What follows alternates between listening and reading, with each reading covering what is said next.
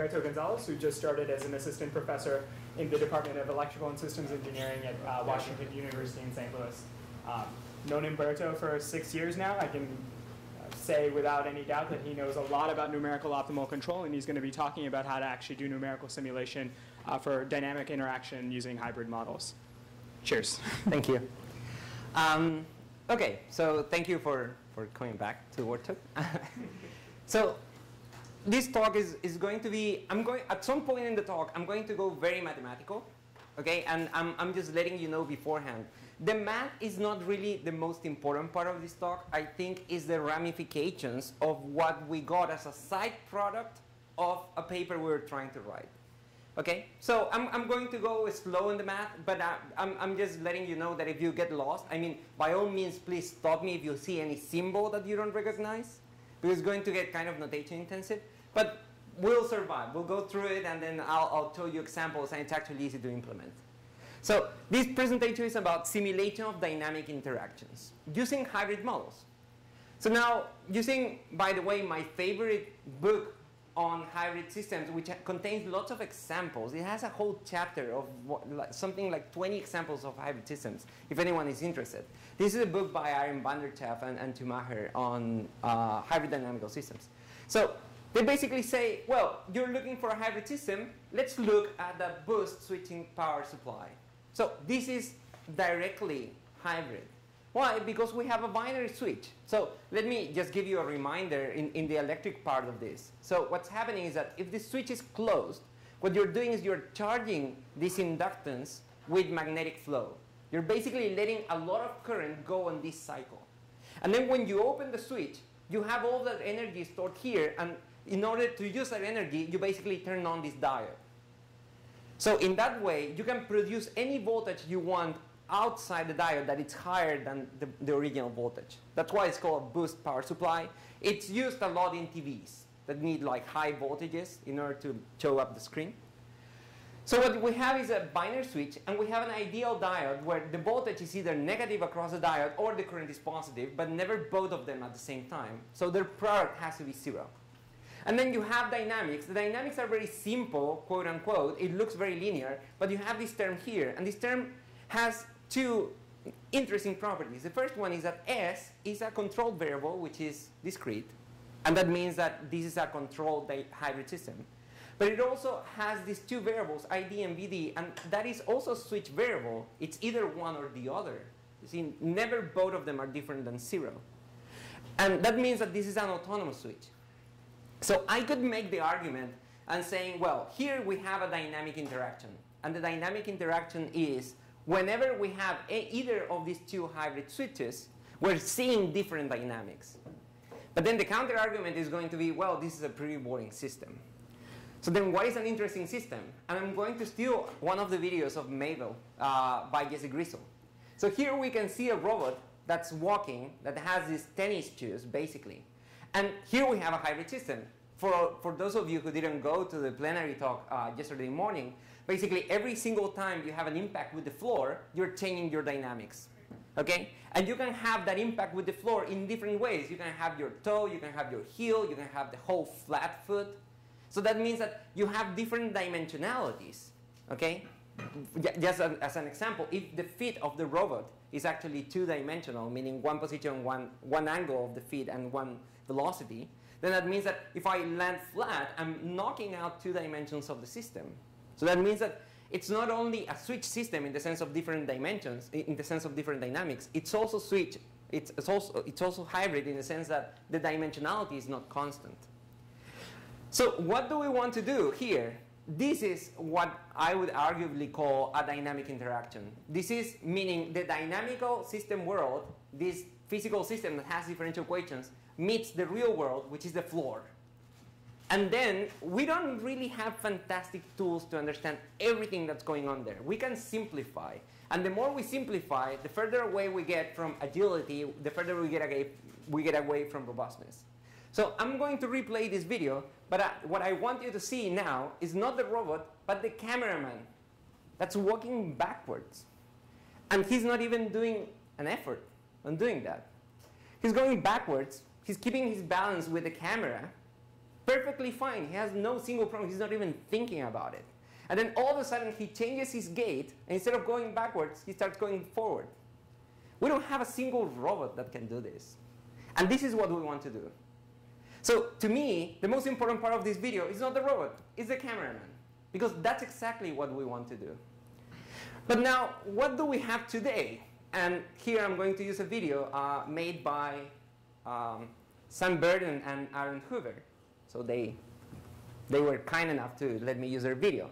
And this is a robotic hexapod. It has a single motor that moves all the legs at the same time.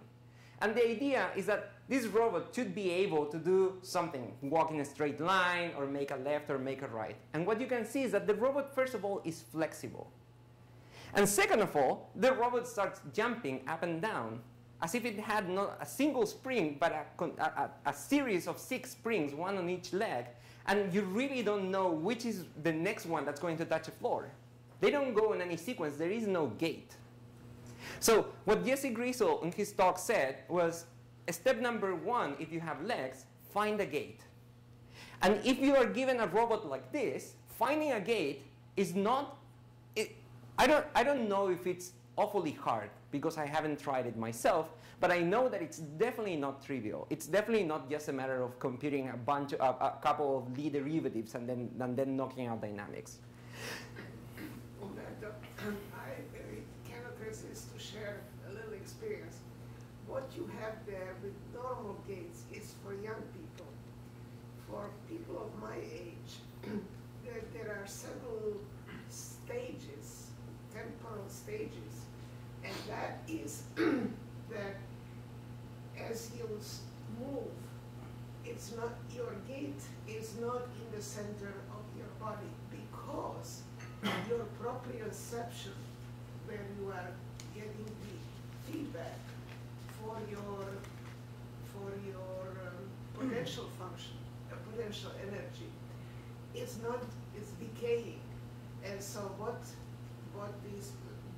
the health practitioner will tell you, that you are using your eyes for keep stability, and because of that, typically older people have problems in their neck because they more walk like this. Looking at the floor, to have the stability point a little bit outside of the body. And as I said, they compensate with vision for their interesting, yeah. So that is a great example. It is a great example where just having a dynamical model is not enough. We have to have a little bit of extra information. And in this case, for example, is the flexibility of that robot, that we are not actually getting there with modeling that flexibility. In that particular case would be the sensing capabilities. Yes.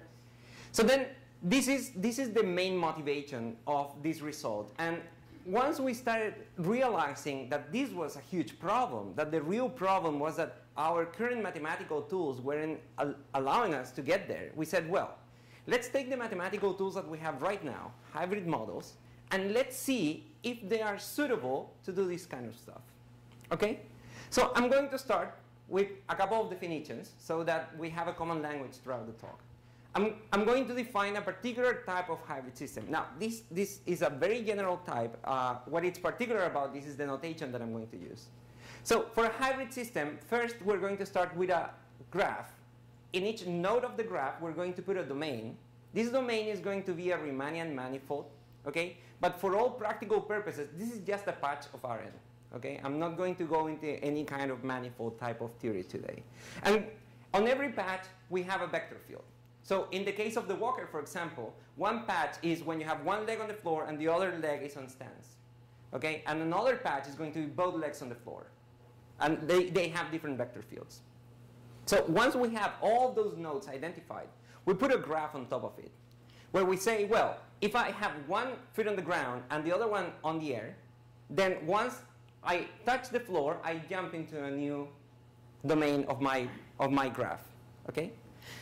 And then later, once we have that graph constructed, we're going to attach one guard and one reset map per edge of the graph. So the guard is going to be part of the boundary of the domain. The domains are compact, and they have reasonable boundaries. The guard is just going to be a subset of that boundary, and then the reset map is going to be a function that goes from the boundary, or the guard, to the boundary of the next domain. Okay? So then, how is this going to work in terms of trajectories? Well, I just start with an initial condition. I flow according to the vector field on this domain. Once I touch the guard, quote unquote, I'm going to go into more details on how this works, but once I touch the guard, then I make a jump via the reset map. I just apply the function r, and then now I have a new vector field, and I continue evolving. And this, so far, it's a very reasonable way of writing down, for example, the cockroach of the video that you just saw. This is, according to Jesse Griesel, who knows a lot more than me about bipedal walkers, this is a fantastic way of writing a model of a bipedal walker, and many other examples. But now we have a little bit of a problem, because we have continuous and discrete variables. So then now we say, well, for example, in my particular case, I say, I would love to do optimal control here. Why? Because with optimal control, I could do parameter estimation, I could find gates, I could do many things.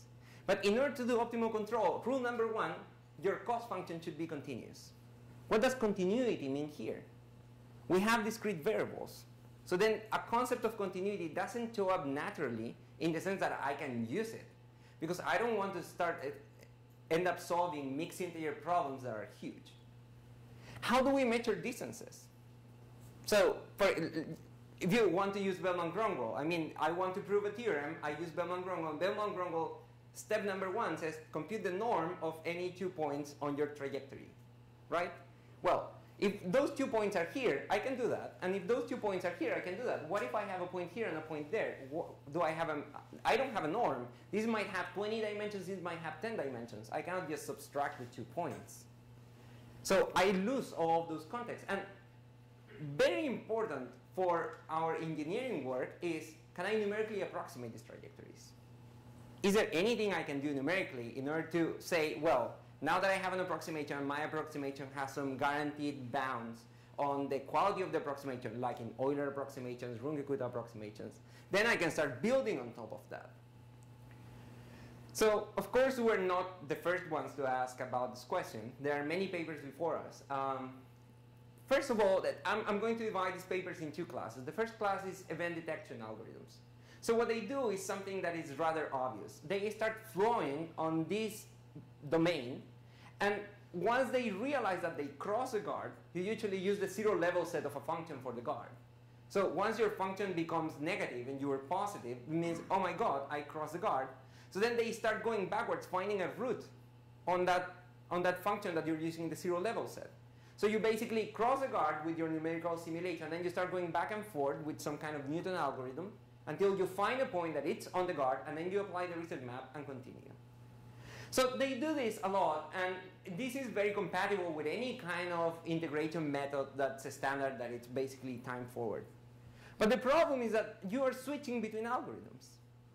And for maybe even not so pathological cases, once you start switching between two algorithms, all hell can break loose. You might end up having trajectories that do not approximate what you're trying to approximate.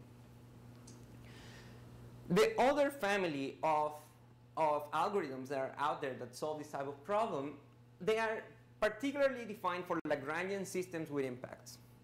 And to the best of my knowledge, once again, I don't want to make too many statements at this point because I've read these papers, but I don't know all of the literature that comes before this. But they have very advanced algorithms that they're not simple.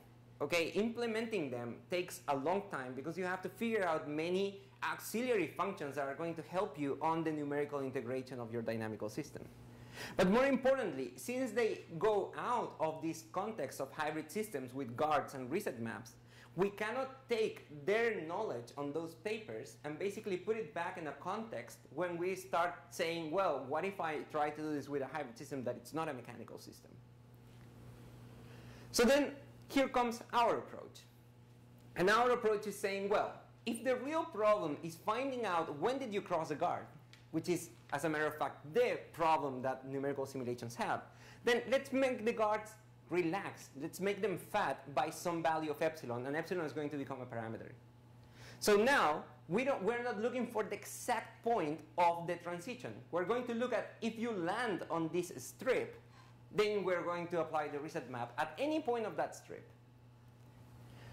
After we relax the guards, we're going to create a metric topology on a quotient space. And this is where all the hairy math is going to show up, and I'm going to go step by step on how we do that step.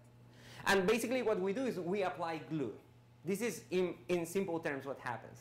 We're going to take the map of the guard via the reset map. We're going to apply glue, and we're just going to glue the domains via the reset maps. Okay? And after we have this glued space that looks very funky, we're going to approximate trajectories using Euler's method. We decided to prove this theorem using Euler's method because it was the easiest one. If it works with Euler, then we can start building up on more complicated stuff. So the rest of the talk, first I'm going to explain how do we do this mathematical monster of applying glue. Then I'm going to explain how do we do this numerical integration, and now I'm going to end up with an example. So first of all, once again, we didn't come up with pretty much any of these ideas. All we did here was putting everything in place. There were many pieces lying around, and we just took them, put them together, and we found out that they fit very nicely. So first, Sino regularization by introducing tall modes. This was on a paper by Kalle Johansson, Magnus, and John Ligeres. And what they said was, well, for those of you who have seen a lot of hybrid literature, Sino trajectories are basically the nightmare of any person trying to do control of hybrid systems. So they said, well, there is a very simple way of getting rid of Sino altogether. Whenever you have a transition, you pay a toll, which is you pay epsilon seconds and you choose epsilon. That is exactly what we do when we relax. Okay? This is what we're going to do. You're going to have a transition. Instead of making transitions instantaneous, you're going to pay epsilon seconds. Now, physical systems don't do this. Physical systems have instantaneous transitions. But for numerical purposes, this is going to help a lot. Then, there is a paper by Slobodan Simic and Kalle Johansson and John Ligeres and Shankar that basically says, well, what if we take the domains and we apply this glue, but without relaxing? Okay? And they get something that they call hybrifold because it looks like a manifold, but it's not really a manifold. And they find some properties about it. It's a good idea in some respect. It is not a fantastic idea in other respect. I'm not going to go into the details, right? And then finally, we read this very interesting thesis by Aaron Ames, and well, they published it in a paper with Alessandro and Shankar, where they define the hybrid colimit. So this is a very complicated animal. Again, it's very mathematical. They use, I forgot the word. They use Category theory. Category theory, thank you. They use category theory in order to define it, and that basically means that they get to something that is not very numerical, that you cannot put in MATLAB, okay? But this is very important for us, right? I mean, what we really want to do is to write some MATLAB code and get some simulations. Super logic. Exactly. Yeah, yeah. So then, what we ended up doing is that we read all these things, and then all of a sudden we figured out that we could put it all together. Okay, so now starts the mathematical part. And I'm going to go a little bit heavy on the notation, so bear with me for a second. So first of all, we're going to need something called a function-induced quotient. So take one set and take two subsets of that big set, okay? And define any function between those two sets, okay? One can define an equivalence relation, meaning that it's symmetric, transitive, and Reflexive. reflexive. Thank you very much. Yeah. And That's why you study categories. And basically, what we're going to do is we're going to write it as the Cartesian product of elements on S cross S, and we're going to say that whenever we have a pair that belongs to this, Cartesian product, we're going to say that these 2 points are F related. Okay? And then, once we have an equivalence relation, since we have in a space an equivalence relation on top of that space, we can define a quotient. Now, for those of you who have seen this kind of stuff, this is kind of clear. For those of you who haven't seen this kind of stuff, here is a very fancy diagram that took me a while to figure out. So you take a square, which is S, and our sets are going to be A, which is 0, 1 cross 0, is this part here. and b is this part here.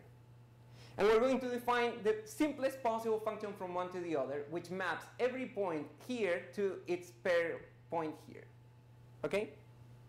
So then, this function f induces an equivalence relation, lambda f, and then we can write down what happens when we take the quotient. The quotient basically says whenever two points are related, those are the same point now.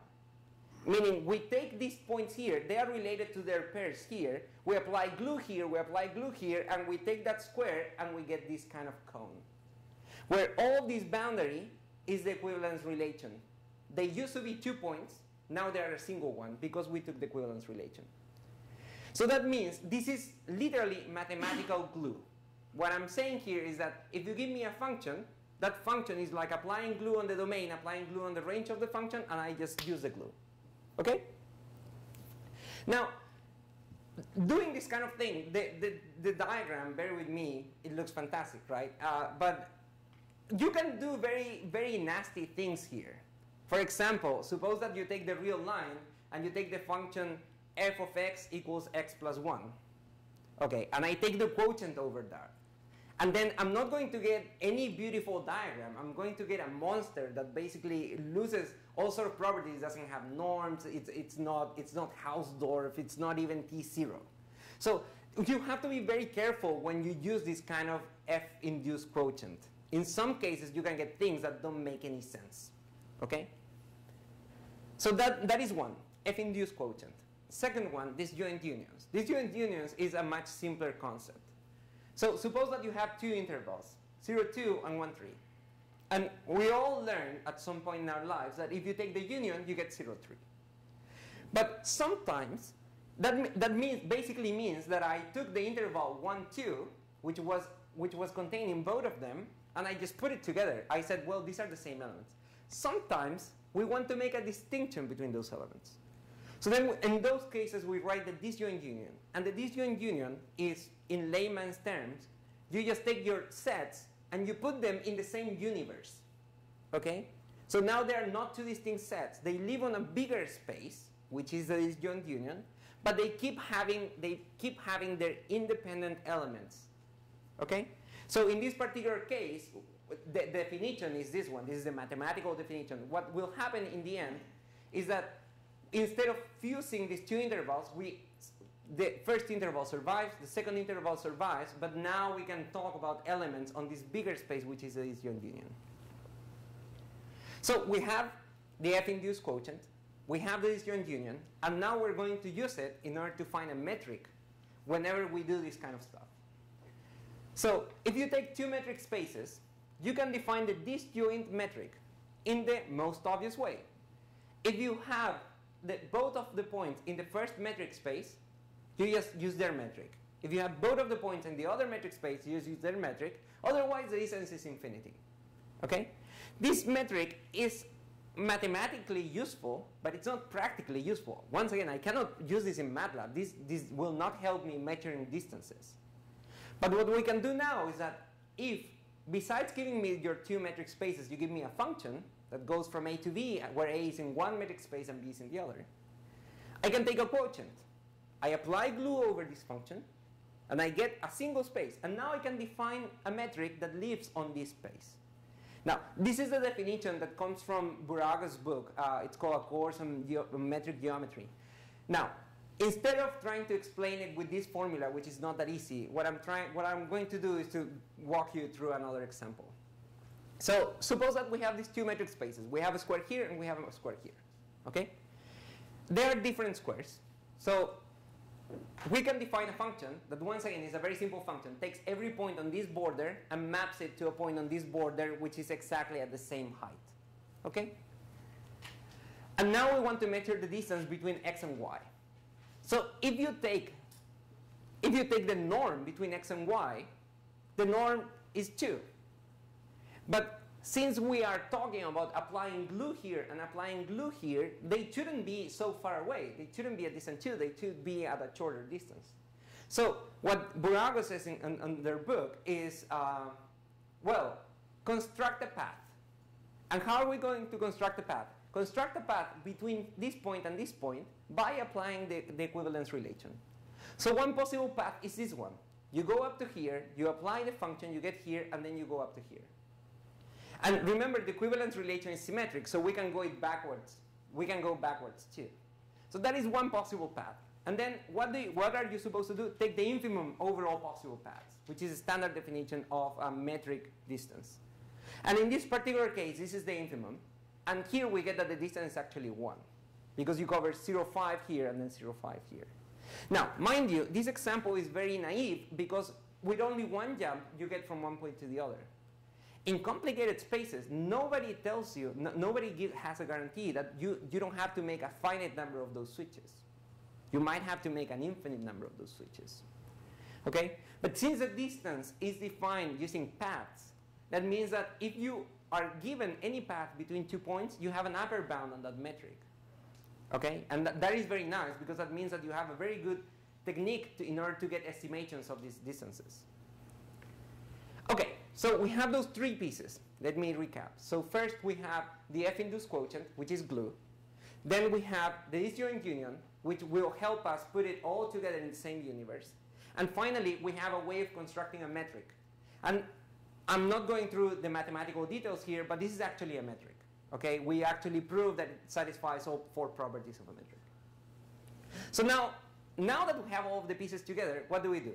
We say, well, take every single guard and make it fat of size epsilon, and we're going to define that as a strip, and the strip is going to be indexed by epsilon.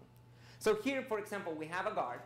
We take that guard, we cross it with 0 epsilon, and then we have a strip. Okay?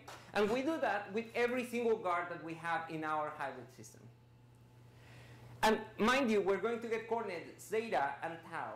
Tau is going to point on the 0 epsilon direction, and zeta is going to point on the guard direction.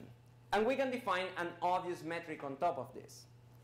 And then we apply our so-called glue, and we get a single relaxed domain. Okay? And it has this formula. Basically, all we're saying here is take your regional domain, take all the strips that you just defined, and apply glue using Yoda. And Yoda is basically the canonical function that maps the guard to the strip on the side where you want to apply the glue. Okay? So for each domain, we basically apply this glue, and we get something called the relaxed domain. And mind you, this is very reasonable to implement. Okay? So far, this looks very mathematical. This formula looks awful. But what's happening here is that if you are defining this guard with a 0 level set of a function, all we're saying is move your level set to minus epsilon. That's it. And then you get your relaxed guard. So then, that's the first part, the domain. Second part, the vector field.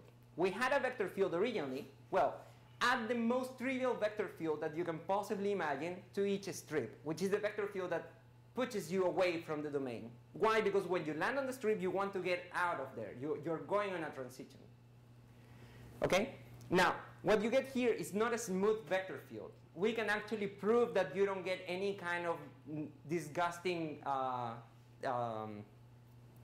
type of trajectories here that basically switch infinitely often or anything like that. Basically, what you're going to get is that whenever you touch a guard, if you're going to cross, all you're going to do is flow towards the exit of the strip.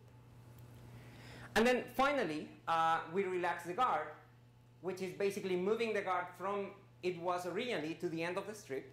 And we relax the reset map in the most obvious way, which is just apply the same function but at the end. With this, we define our relaxed hybrid quotient space. And what we're going to do is exactly what we did before. So now that we have each relaxed domain, we're going to look for a new quotient. We're going to quotient again via the reset map.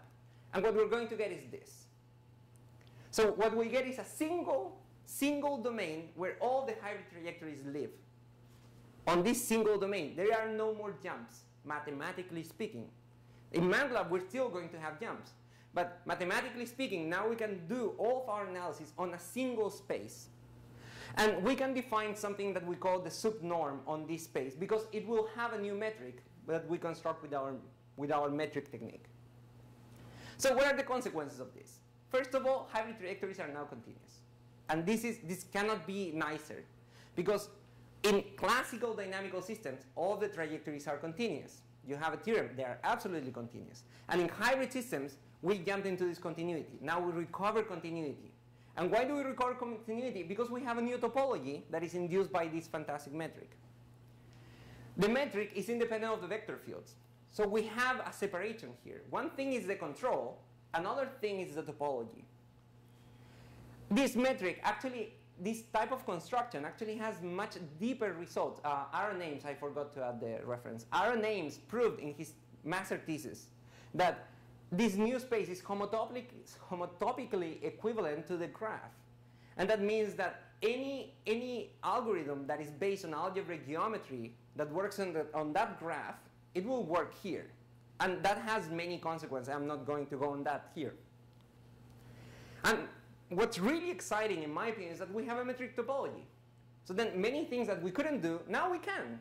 We have a clear definition of open sets. We can define variable measures. We can integrate over relaxed hybrid domains. We can define what an integral is.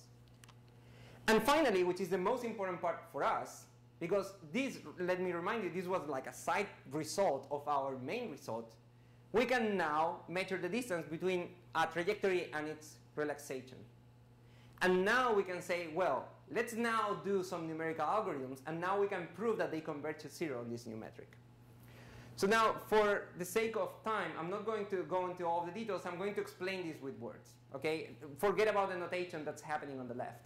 So there are three definitions here. The first definition is what is an execution on a hybrid system. Then what is an execution on a relaxed hybrid system. And then how do we approximate those? Okay? So first, on a hybrid system, you have an initial condition. You execute until you touch a guard. If you touch a guard, you apply the reset map, and then you execute again.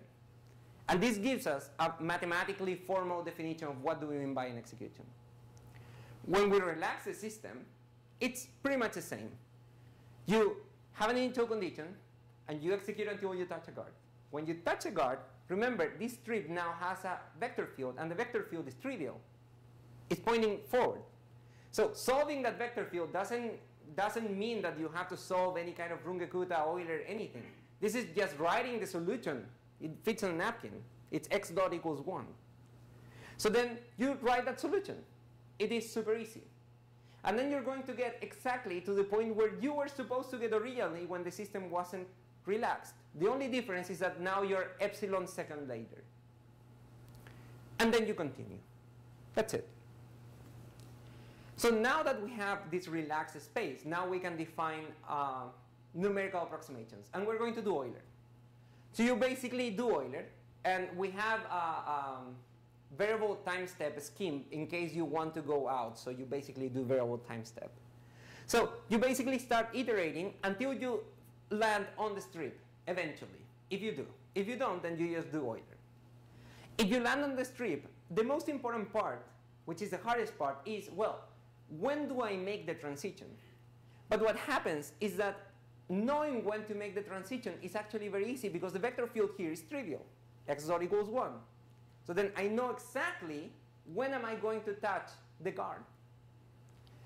Mind you, if I land on the strip and I have value tau, let me remind you, this is the zero level set of a function. So I evaluate my function. Whatever value the function has, that's tau. So then now I have to wait whatever time I had plus epsilon minus tau, I wait. And then now I'm on the guard using our mathematical abstraction. And after that, you just continue iterating. So this algorithm is all nice and good, but the question is, what properties does it have? And this is where it starts getting very interesting, because the metric that we just defined before, and it was a very complicated looking metric, it actually allows us to give very reasonable answers. So first of all, let's go back to CINO. So a CINO execution means that you make an infinite number of discrete transitions in a finite number of time. And for all practical purposes, a computer cannot simulate this. Because for every finite discrete transition, you're going to spend some time on your computer. Since you have an infinite number of those, your execution will never stop. So a particular class of CINO trajectories are the ones that accumulate, meaning that as you keep making transitions, for example, in this one that looks like a swirl, as you keep making transitions, you keep approximating a single point. Theorem number 1, if you have a finite execution or a sino execution that accumulates, then the original execution and the relaxed execution, the one that's paying the toll on every transition, they are basically the same as epsilon goes to 0. Okay? And we actually have a rate of convergence which is linear on epsilon. So that's one result. But this still doesn't touch the result on the numerical approximation. So let's go now to the numerical approximation. And before that, let me give you another definition. So we say that an execution is orbitally stable if it is continuous with respect to its initial condition. Okay? Let me remind you, by the way, every single classical system, meaning every nonlinear system, is orbitally stable. And that is a theorem. Okay? But in hybrid systems, for example, this one is not orbitally stable. I move epsilon down, and then I cross a guard. I move epsilon up, and then I never cross the guard. And that means that I'm not continuous.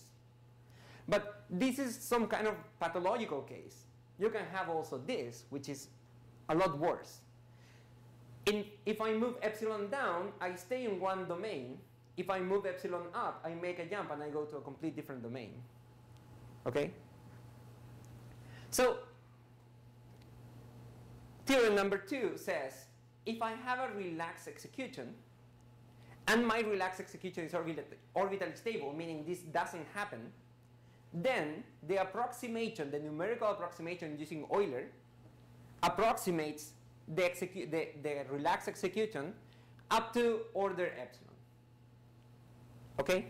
And this is, what we're saying here is not a small problem. What we're saying here is actually a big problem. So a lot of people in the literature, for example, John Liger's paper, they actually define orbitally stable, but they don't have a topology.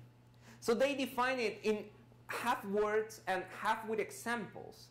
But at this point, we can say, well, now we have a clear definition of what does it mean to be orbitally stable. And now we can characterize exactly what trajectories we can approximate and what trajectories are, I'm not saying impossible, but they are definitely not easy to approximate. Okay? And this is the final result of our paper. The final result says, well, if you have a trajectory that has both properties that I just mentioned, meaning the sino accumulates, is finite, and the relaxed execution is orbitally stable, then our numerical approximation scheme satisfies actually the double limit, which is really nice. This means that we can take the limits on any way we want. So we can fix an epsilon and approximate with h going to 0, or we can fix an h and approximate with epsilon going to 0. So eventually, you're going to hit the accuracy that you're looking for. So finally, let me talk about the experiment. So, well, I just mentioned the idea that all of the guards are 0 level sets. So this is very easy to implement. And the code is actually on Sam's webpage, and the code is literally 50 lines of MATLAB. It's no more than that. And this is just a toy example, because we wanted a single example that had many nasty properties. So in particular, the double pendulum has two modes. One has 2 dimensions, which is when you have this mechanical stop locked. And the other one has 4 dimensions, which is when you're flying around. And at the same time, the same example is Zeno or not Zeno, depending on the coefficient of restitution. So this is what happens. This is when the system is not Zeno. So what we're going to see here, remember there are 2 angles, theta 1 and theta 2. So this is the plot for theta 1, which is the angle here. And theta 2 can only be positive because there is a mechanical stop there. Okay? And this is the type of simulation that we get. And the simulation works very nicely. It works super fast. This is Euler integration. Here we're not doing any kind of fancy anything. This is 50 lines of MATLAB that are doing exactly what you would suppose that you do. The only difference is that we have these relaxations in the middle.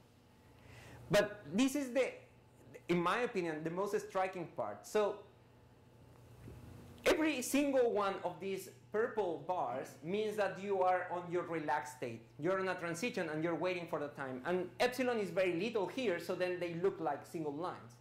But it happens that when the coefficient of restitution is 0.5, you have a Zeno execution. You have an infinite number of transitions. And by all means, your computer should stop there, should be doing that transition over and over again. Well, it turns out that even though our theorem doesn't prove that this converges, this works very nicely. Meaning that we enter the Zeno, the bar is basically stuck, and then we exit the CNO. And what that means is the following. Well, it might be the case that our theorem is much powerful than what just proved, but we haven't figured out a way of proving the more general case. So with that idea, I basically want to conclude. And well, it's basically that. We have this uniformly convergent approximation. We have rates of convergence that are all linear, just like Euler. As a side product, we have this metric that gives us lots of very interesting properties. We get a topology, we get homotopic equivalence with the graph, we get many exciting things that will allow us to take the next step. This is clearly foundation for new computational tools. Once again, what I want to do here is doing optimal control. And step number 1 of optimal control, if you want to prove convergence, is having a convergent scheme for approximations. And all the details are on our paper on last year's CDC, and we're currently actually writing a journal version of this paper that's on the works. So thank you very much for your attention. So I think we have time for one quick question. Does anyone have anything that they want to ask? Oh, shy. So one quick question is, what about higher order integrators? My feeling, and I don't want to say that I know the answer, but my feeling is that the proof should be very straightforward. You see, the integration scheme within every domain works flawlessly. I mean, you don't have to prove anything. You already know that it converges there. All you have to prove is that by adding this strip thingy, you don't basically destroy your convergence properties that you already had. And what we currently have now is that the proof looks nasty, but it's actually very simple. All you need is like a very simple bound. So moreover, if you ask me what do I think is going to happen, I think that just like we get linear convergence with Euler, we're going to get higher order convergence with Runge-Kutta, so which is very nice. All right. Thanks, Humberto. Thank you very much. So next up is Sam.